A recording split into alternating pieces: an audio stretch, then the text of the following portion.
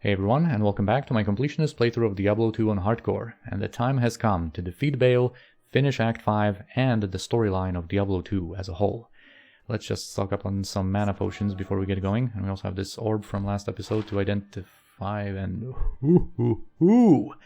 +3 to Blizzard. Now this is a different beast, a different caliber of orb. Unfortunately it doesn't have any FCR. So I think we're still going to use our wand for everyday teleporting, but we're definitely going to hold on to this one for some fights. And it is also going to allow us easier farming on higher players numbers, probably in the next episode, thanks to that big boost to Blizzard. Such a shame that it doesn't have 10 FCR instead of that added fire damage. Then it would be a permanent upgrade without any questions. But a nice find nonetheless, even if a little bit imperfect. But anyway, let's first enrich our playthrough again by killing Eldritch. I think we're going to leave Shank alone this time, because we have a lot of important things to do in this episode. So just a quick kill on Eldritch is going to have to suffice. It's going to have to sate our bloodthirst. And I think we can go directly into the Ancient's Way here, because of course we have a rite of passage to undergo. And for that we need to find the exit to the Ariat Summit, which is of course to the left of this starting tile, and super close.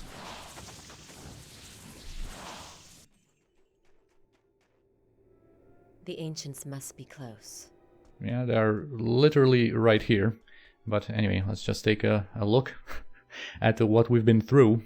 You know, it's been...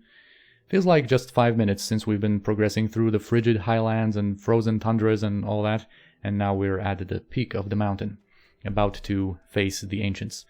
And before we activate the fight, there's just a few things I would like to mention. First, we're of course going to have to face off against Talik, Madoc, and Korlik.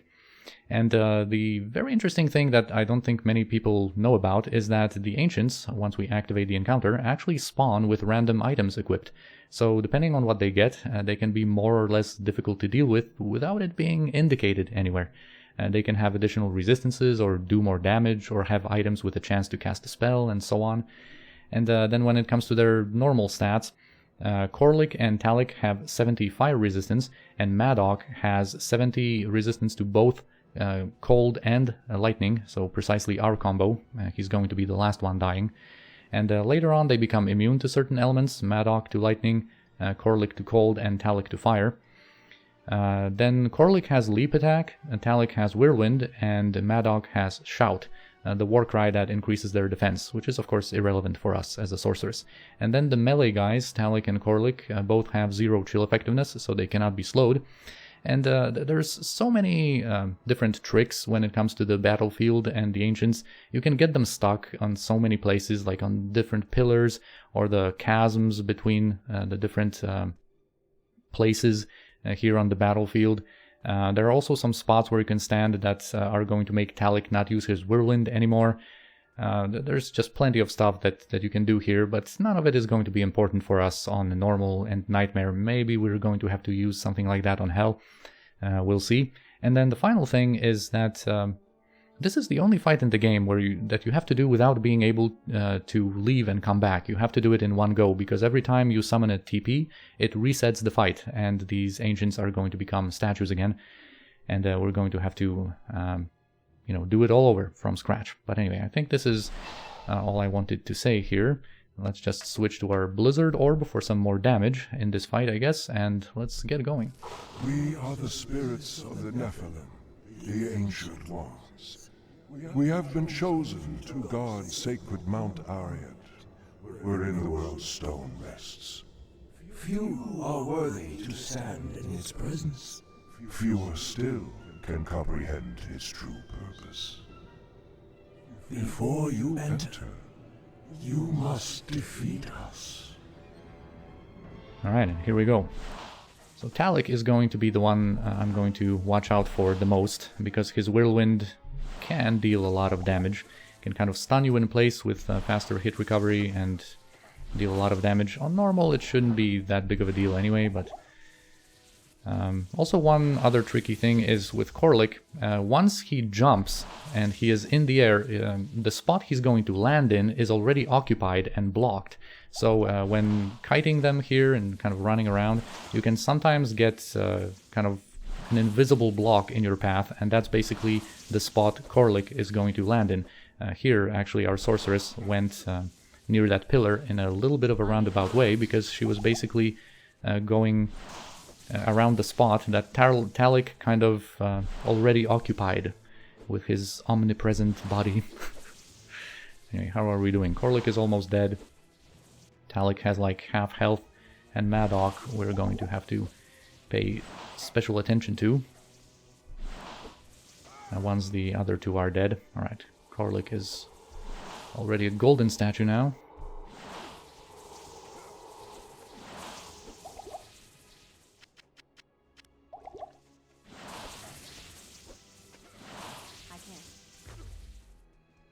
I could risk it a little bit with some statics on Talik, but I don't think I want to do it, especially since we have dropped by 1 frame in our FCR. Alright, now that Madoc is the only one left, we can just static him down up to the absolute minimum of his health, because I would like to make a very, very careful kill on him. And that is because once you kill all of the Ancients, there is actually a final speech for doing the quest successfully. And it is super easy to miss out on that speech, because under normal circumstances, when you're like fighting and clicking all the time, you can just immediately cancel out that speech. Not enough mana. We barely like made it with mana, actually. Anyway, now that he has like minimum health, I'm just going to finish him off with some charged bolts, I think. You are a worthy hero. We augment your skill and grant you entry to the interior of Mount Arliet, wherein lies the Worldstone. Beware, you will not be alone. Baal, the Lord of Destruction, is already inside. The Archangel Tyrael has always been our benefactor, but even he cannot help us now. For Baal blocks Tyrael's spiritual presence from entering the chamber of the Worldstone. Only you, mortal, have the power to defeat Baal now. Baal threatens the Worldstone, and through it, the mortal realm itself. You must stop him before he gains full control over the sacred stone. With it under his control, Baal could shatter the boundaries between this world and the burning hells, thus allowing the hordes of the primevals to pour forth into the mortal realm like an unstoppable tide. If you are weak, the world as you know it could be lost forever. You must not fail.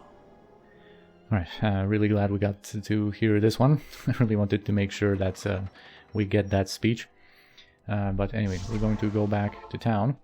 Now everybody is going to be super impressed with us. Of course, you know, for the barbarians passing that kind of a test, with the Ancients judging us worthy to enter the Worldstone Keep, you know, that is the true test in their eyes. And also we have gained level from doing that quest, because defeating the Ancients gives a powerful experience boost. On normal it is 1.4 million, on Nightmare it's 20 million experience, and on Hell it's 40 million, and it's not cut by any experience penalties that characters of level 70 plus experience, or are subject to, I should say. So it basically generally gives a level, and on Hell it is a viable strategy to delay dealing with the Ancients as long as possible to get that boost kind of as late as possible, when, you know, the leveling gets really, really tough. Anyway, let's get some more vitality. I'm not going to pump up strength anymore, even though we do need either 43 or 48 for our spirit weapon, but of course as we respec, we are going to give ourselves 50 strength after, you know, resetting our skills and attributes. And for now it is not necessary. We can just keep pumping up our blizzard and go back to our normal little puny wand, and then listen to some speeches by the townspeople here. I knew the ancients would find you worthy of Mount Ariad's secrets. Now, stop Baal before he destroys all that is sacred. Yeah, I'm gonna be on it in a little bit. And now, of course, we have the final quest, Eve of Destruction, to defeat Baal.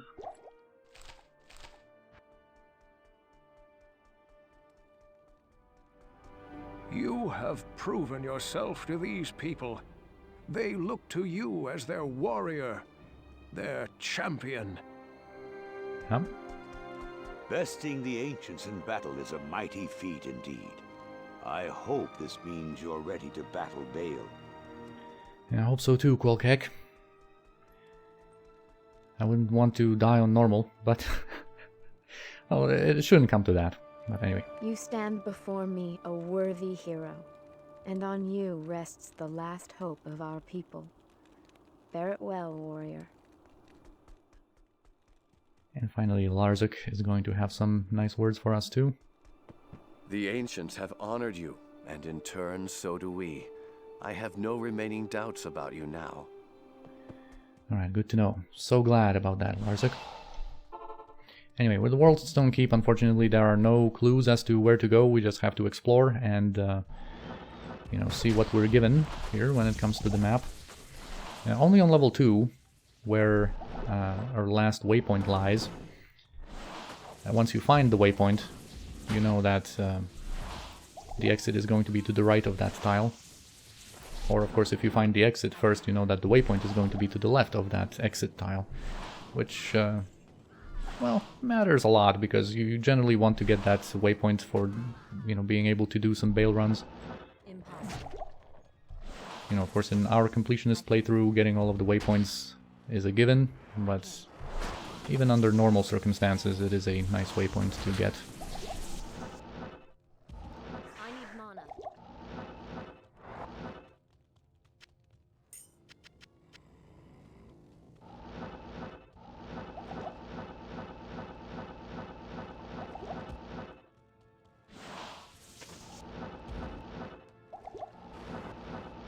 Alright, there it is. On to level 2.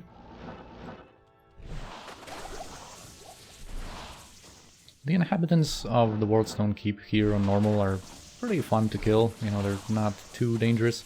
Well, later on we're going to have some Deathlords, for example. But it is on the later difficulties where you can get some really nasty monsters in Worldstone Keep, especially, you know, on Hell, where you get souls or dolls. Basically all the most dangerous monsters can appear on these levels. Not enough mana.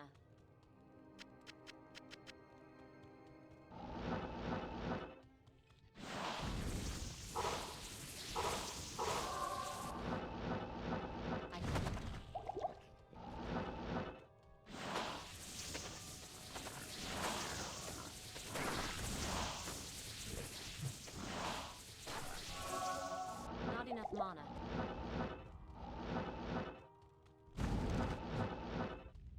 Alright, here we have the exit. How may I be of help? Let's just quickly replenish our stuff. Okay, some nice money here. I'm going to drop this TP here, because now that we have found the exit on level 2, we know that somewhere to the left of this tile Not enough mana. there's going to be the waypoint we're looking for.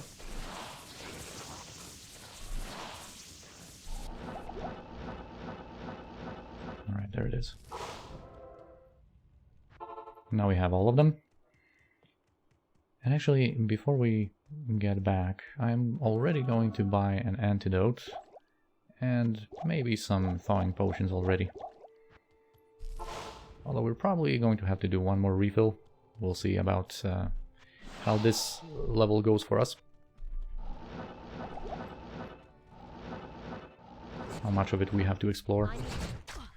Right, so the Deathlords, a very prominent kind of creature with 0 chill effectiveness.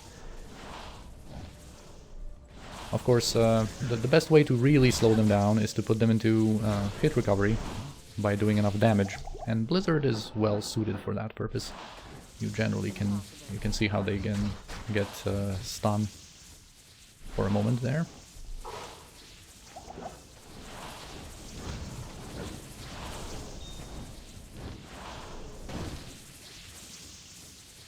I can't carry anymore.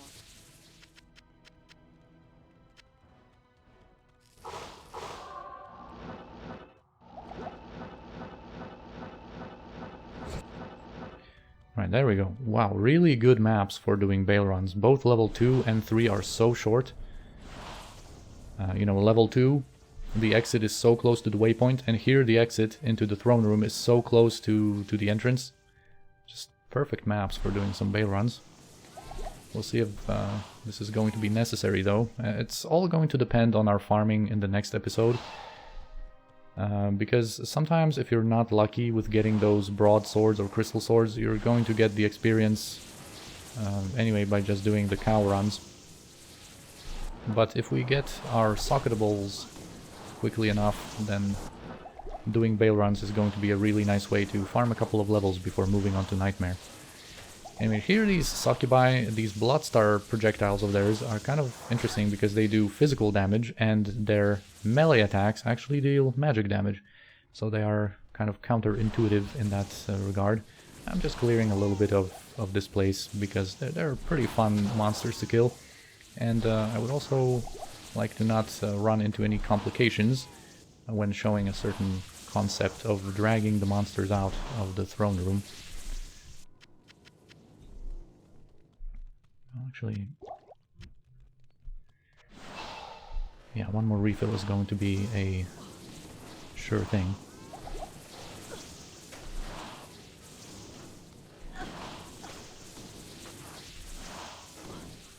Now, when it comes to the throne room that we're just entering in,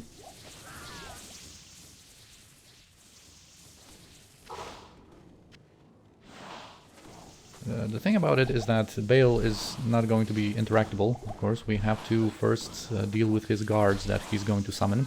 And every wave of those summons, there's going to be 5 of them, is going to be preceded by him laughing, which, you know, by that you know that you have triggered the next wave. He also, when you get too close, casts Decrepify on you, which, you know, of course in a scenario like this one, kind of have to check out all the nooks and crannies of this throne room. Alright, here he laughs, meaning that the first wave is going to appear in a moment. We can actually precast some blizzards, and these waves are going to kind of represent each one of the acts. Here we have the Fallen under the command of Colenso the Annihilator. And it's pretty funny that just like a little fallen shaman has earned himself the title the Annihilator. Alright, he is no more. And we have another laughter. I guess we can go through that next wave as well. It should be okay. Here we're going to have a bunch of mummies from Act 2, led by Akmel the Cursed. And they can have some pretty nasty poison, that's why I brought that antidote potion. That if we had some more mana, we could just, you know, chug that antidote and keep going. But I think we need to do a refill anyway. We're going to have to go, yeah. Kind of a bit unfortunate. We're going to have to go to Mala and get some stuff.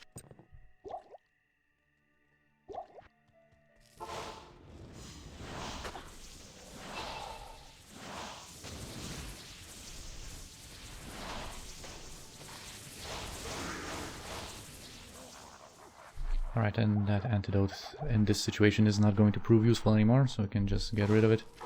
Next one is going to be some of the council members from Act 3, led by Bartok. The Bloody or Bloodthirsty? What's your title, dude? The Bloody. He is lightning enchanted. But of course with our Blizzard being pretty powerful, we have no problems when it comes to dealing with these guys. Actually, for these waves we can also switch to our Orb to deal more damage with those Blizzards. Now kind of Act 4 Venom Lords are going to appear, led by Ventar. This is a really nice experience wave, especially when you're playing on a higher players number. Basically the last 2 waves are the most profitable when it comes to experience. This one and the next one, led by a Lister. Kind of a special Baal's minion. So basically a way to kind of get a lot of experience from these Baal runs is to kind of go on players 1, progress where you need to progress, and then on the last 2 waves, or more if you want to, you just go into like players 8 mode and just get a ton of experience from that.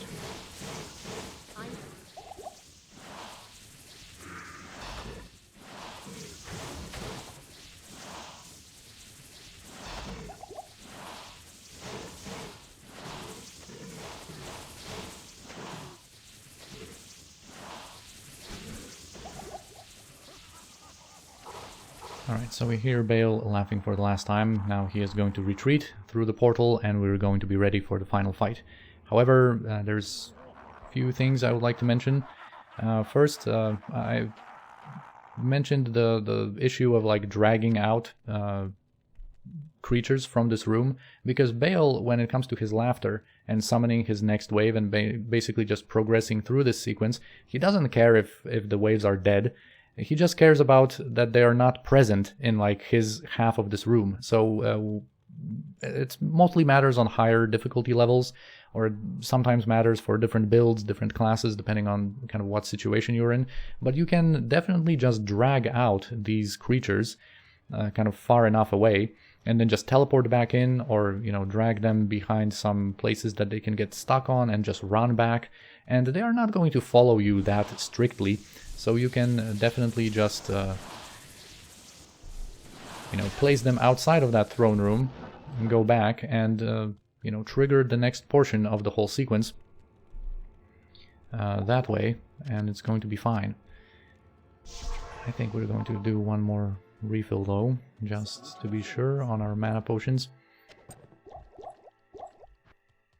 And we can do this next level up. And here at level 30 we unlock Cold Mastery, which works differently from talents like these, or skills like these that normally just kind of boost your damage, like Lightning Mastery just, you know, increases your damage, Fire Mastery increases damage, but Cold Mastery actually reduces the cold resistance of the enemies.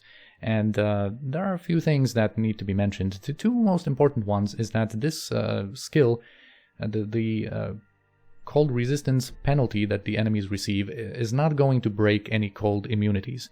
So this is not a solution for like the situation in Hell where we're going to see cold immune monsters all the time. And the second thing about this skill is that it has a finite potential to increase our damage, because monsters can only go up to negative 100% cold resistance and no further. So usually the sweet spot for this ability is 17, at which point it provides a 100% reduction in the target's cold resistance. And going higher than that is going to introduce some redundancy, because a lot of monsters have 0 cold res to begin with, and only some have higher amounts. And normally when you play online, you'll have an idea of what kind of gear you can expect to get in a ladder season, for example, or you might have some equipment already prepared for your sorceress, and depending on how good it is, you might only need to spend like 5 hard points into it, for example, and you'll get the rest from plus skills. But in our case, we have no idea what kind of gear we're going to end up with, so I am going to spend quite a few points into it after we respec. And also, since cold resistance not only lowers the damage targets receive from cold sources, but also the length of the chill and freeze effects, lowering the target's cold resistance is not only going to make us do more damage to them, but also make our slowing effects last longer. Alright, and with all of that, we can go and face Baal. And actually, after stepping through this portal, usually, well, our protagonist has a little line that they say, but if you go straight to combat, it usually gets cut off by other audio. So here I'm going to make a short pause to give the sorceress, you know, her chance. The power of the Worldstone washes over me. Alright. Now we can go and confront Baal. Oh yeah, we can actually give ourselves some bonus cold resistance for his, that blue kind of V-wave deals cold damage. So we're going to be a little safer. And he didn't even manage to summon his clone. This kind of fiery burn also burns our mana.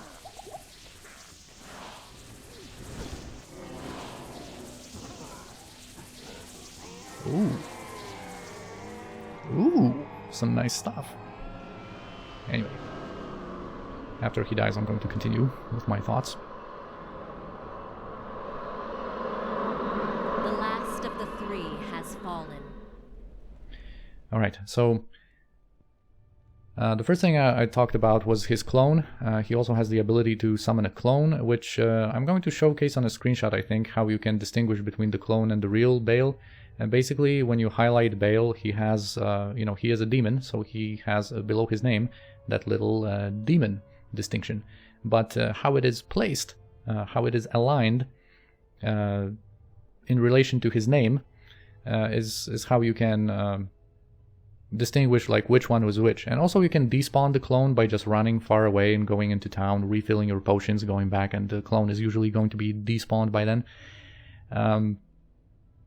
And yeah, of course with, on normal, it was kind of a trivial fight with our static field and our powerful blizzard to finish the deal.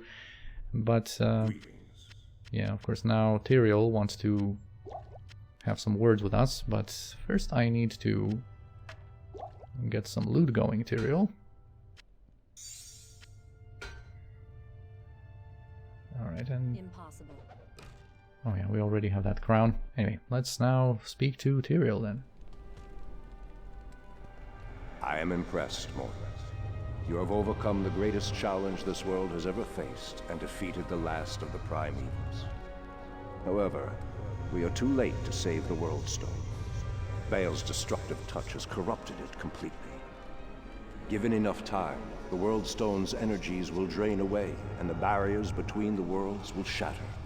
The powers of hell will flood into this sanctuary and eradicate your people and everything you've labored to build. Therefore, I must destroy the corrupted Worldstone before the powers of hell take root. This act will change your world forever, with consequences even I cannot foresee. However, it is the only way to ensure mankind's survival. Go now, mortal. I have opened a portal that will lead you to safety. May the eternal light shine upon you and your descendants for what you've done this day. The continued survival of mankind is your legacy. Above all else, you have earned a rest from this endless battle. And Asharin for sure needs some rest, but first she needs to hear all the praises that that the townspeople are going to have for us. But of course it is not a typical happy ending. We don't really know what the consequences of destroying the Worldstone is going to have. Mala, don't you come closer to me. Go back to your own place. We're going to speak to you in a moment. But yeah, of course it is a very open ending. The developers left themselves, of course, an option for a sequel, of course. And can you imagine that Diablo 3's story was what they came up with after 20 years? But anyway, of course it is not a classic true ending, but we can of course still be happy with our performance. We have defeated 3 prime evils. We have basically saved the world from hate, terror and destruction, and now we can enjoy some well-deserved rest after we do some of those conversations. Good afternoon. To have a satisfying ending for the Diablo 2 story. If Tyrael says the Worldstone must be destroyed, then it must. We cannot let Baal's corruption prevail. The world will change, true, but who is to say it isn't for the better? Yeah, now it's time for Decardo Keineru. Greetings. I knew in time you would defeat Baal. You have done everything you set out to do, my friend. Ever since you rescued me from Tristram, I have believed in you. It has been a supreme honor to aid you along the way. So, the Worldstone was corrupted by Baal, and now Tyrael must destroy it. Worry not. Through whatever lies ahead, I have faith that the light will guide us both. Go now, back to the Worldstone chamber, and enter the portal Tyrael has opened for you. Yeah, of course our man, Deckard Cain, always believed in us, always had faith that we could basically achieve the the impossible. Stay a while and We're going to, for the last time, use his identifying services to inspect our loot in a moment. The destruction of the Worldstone does not bode well for our world, but I'll try not to worry. After all, we have warriors like you fighting for us and for the light. Farewell. Farewell, Qualkek. You are a nice, likable character. Good morning. You have done the impossible, hero. Your defeat of the last of the 3 primevals is a great victory for the light. Strange that you say that the Worldstone must be destroyed. The prophecies said nothing about that. Perhaps all we have fought for will be lost. Or perhaps we'll never need fight again. Yeah, Anya's final speech is pretty cool, giving you the idea that, you know, basically everything can happen. Like, they could go in any way with any possible sequels. And finally, Larzuk. Afternoon. The ancients themselves will envy our songs about you. Please, don't forget about us. Farewell, my friend. Right, now it is time for our completionist objective summary. Of course, we have completed all of our quests. This one, of course, is not grayed out because we are going to savor that socket reward from Larzuk and use it later. Then, of course, when it comes to the waypoints, we have flagged all of them, and we have defeated all super uniques along the way. And also, now that we have defeated Baal, a certain secret level is going to be open to us, and that we're going to explore in the next episode. And finally, let's just check out our loot here. Hull Tusk, not too big of a deal that we got it. Now, Gravespine is a really nice find if you're playing a Necromancer, +2 to Necro skills. That's really nice. Some mana. Pretty good find if we were a Necromancer. Then we have Nadge's Circlet, part of a set.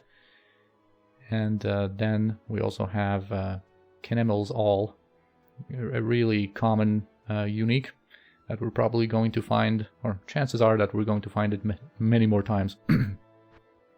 Anyway, we're going to add all of that into our collection, and now it is time to experience the ending cinematic to the whole thing. So let's enjoy that.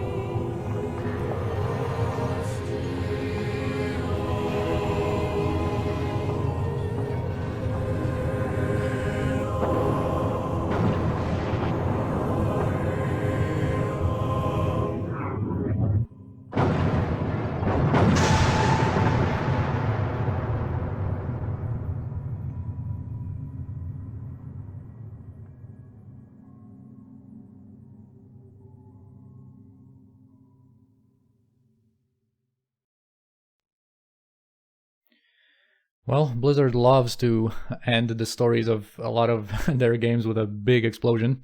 StarCraft, anyone? Warcraft 3, anyone? But anyway, now that we have completed normal difficulty. On hardcore, we are going to be known as Destroyer Nisharin. The title for softcore is Slayer. Both of them are nice. I'm glad that I didn't die on normal. At least that's a plus. But even though we have completed the story on normal, we are not done with the difficulty yet. As I've mentioned, next episode we're going to explore one more place that is going to be available to us, and we're also going to do some experience farming. We're going to farm for that crystal sword and broadsword, but of course all of that is going to happen in the next episode. So for now, I thank you for watching. I hope you enjoyed our adventure through normal, and I'm going to see you in the next episode.